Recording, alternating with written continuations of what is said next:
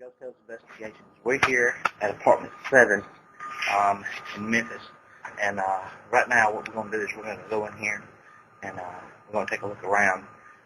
What happened was there was this guy who lived here in the apartment, and he had another girl living here with him, and there was another guy that was here, and I'm not sure if he lived here or not yet.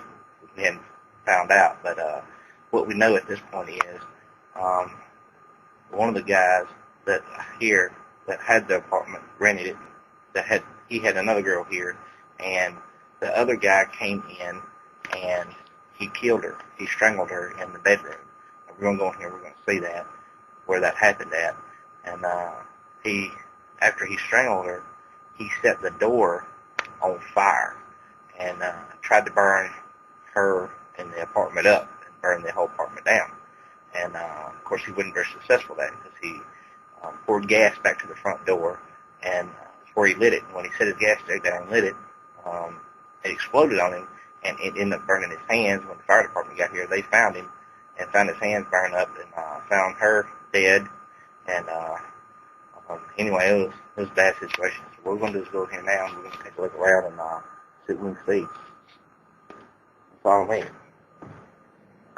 As you can see here on the door trim, this is real bad burn.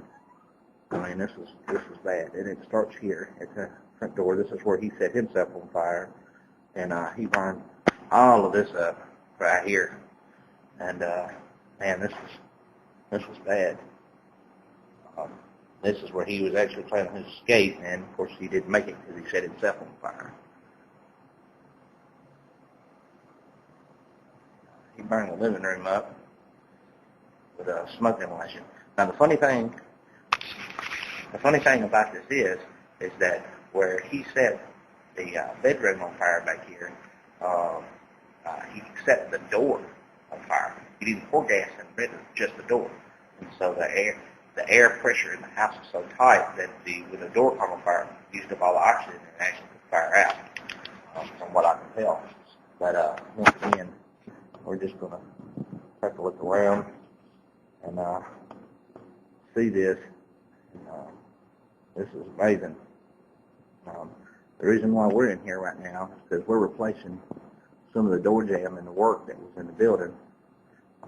This right here, of course, is the kitchen and everything.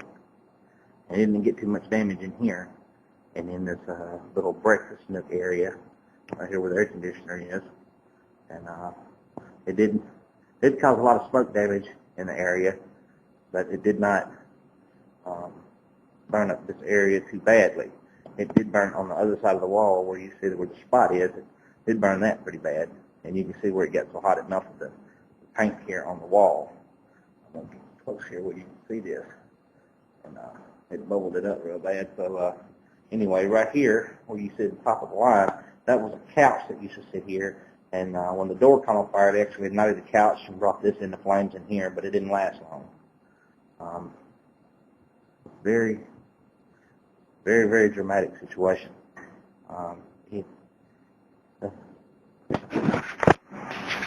Anyway, well, now we're going to move back down the hallway. We're going to get down the hallway here. I'm going to show you the room where he actually killed her in the bedroom and then tried to set the door on fire, tried to burn the house down and get rid of the evidence. So here we go.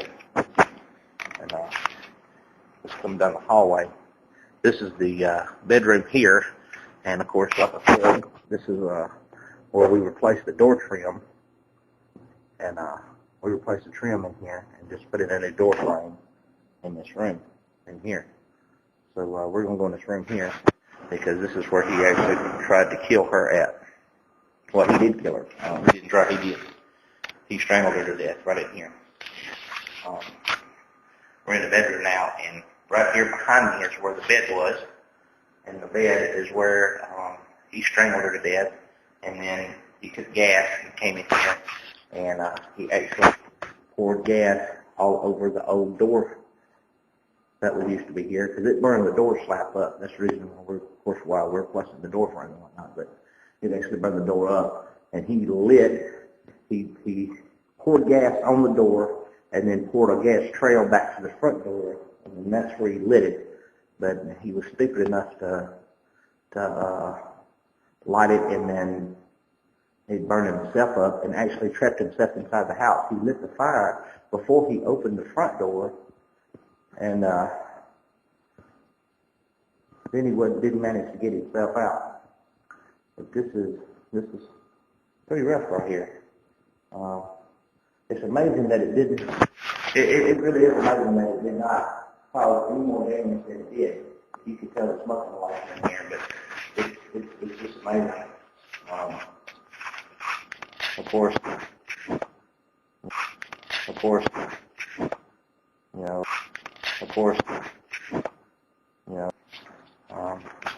this is the bathroom area here, and we're going back out of the room and back down the hallway here, and right here is where a lot of smoke inhalation was from smoke damage from where the washer and dryer was.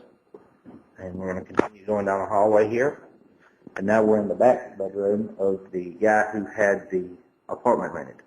And if you notice that there isn't any damage too bad in here, and the reason why that was is because the door to this bedroom was shut, obviously, and that's the reason why there's very, very little damage in this room in here.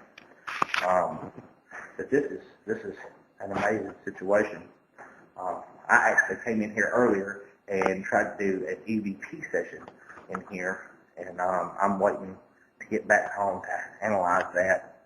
All I have right now is just my BlackBerry, which is what I'm using to tape this with and do my EVP session with, which actually BlackBerry works great with the voice recording feature. We have been able to capture so much evidence with the BlackBerry voice recorder, and it's actually saved us.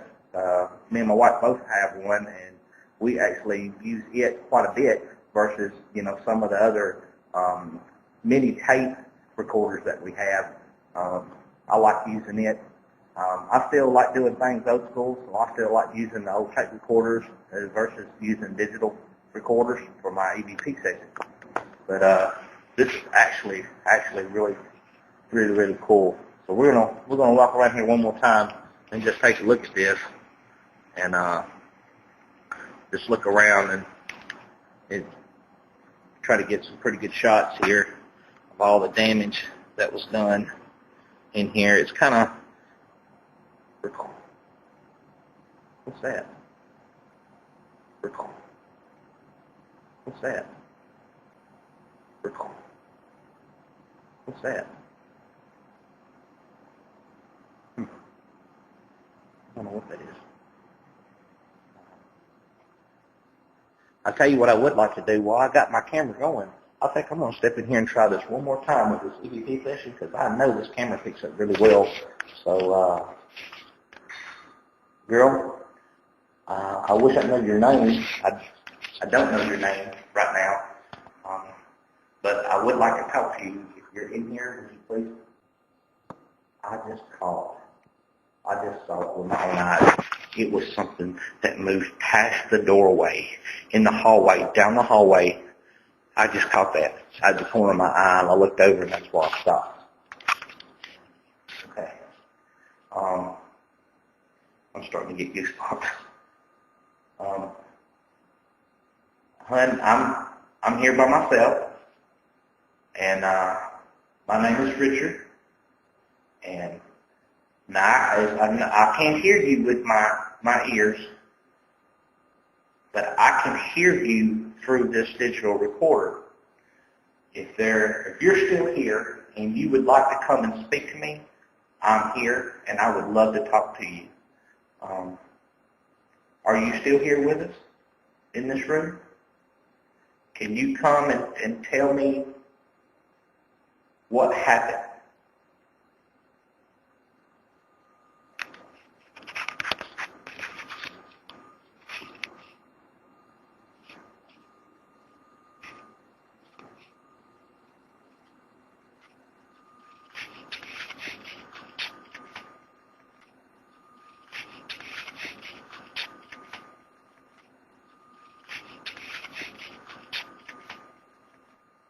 is there a message that you would like to give to someone? If you are, can you tell me their name and tell me what you want them to know? I just want you to know that I am here for you, and I will pass that message on. I will find the person that I need their name, and I need to know what you want them to know. And I will be glad to get that message on to them. You don't have to be afraid of me, I promise. You've already been hurt bad enough. I wouldn't hurt you. I just want to talk to you. Can you tell me why this man was so mad at you that he strangled you to death and tried to set you on fire? He is a very, very horrible person, and he is sitting in jail right now. I just want you to know his hands are burnt up from about midway down the elbow down to the end of the fingers. It was on the news. We saw it. I mean, it was horrible, horrible, horrible situation. What he did to you was that I think he got everything he deserved to himself. He did it to himself, and I think he got what he deserved because he's gonna get it the rest of his life.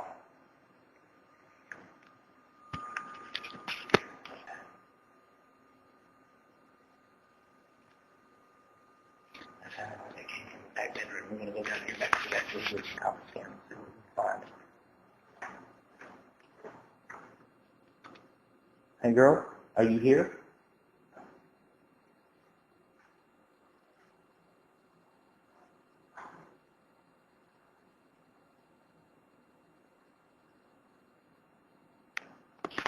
Was that you that just came down the hallway just a second ago?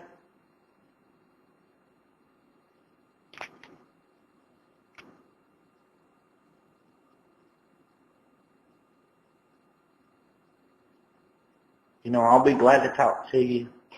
I'm sure that, you know, there's things that you got, people that love you that you want to tell. You know, that you're okay where you're at. This was such a horrible situation.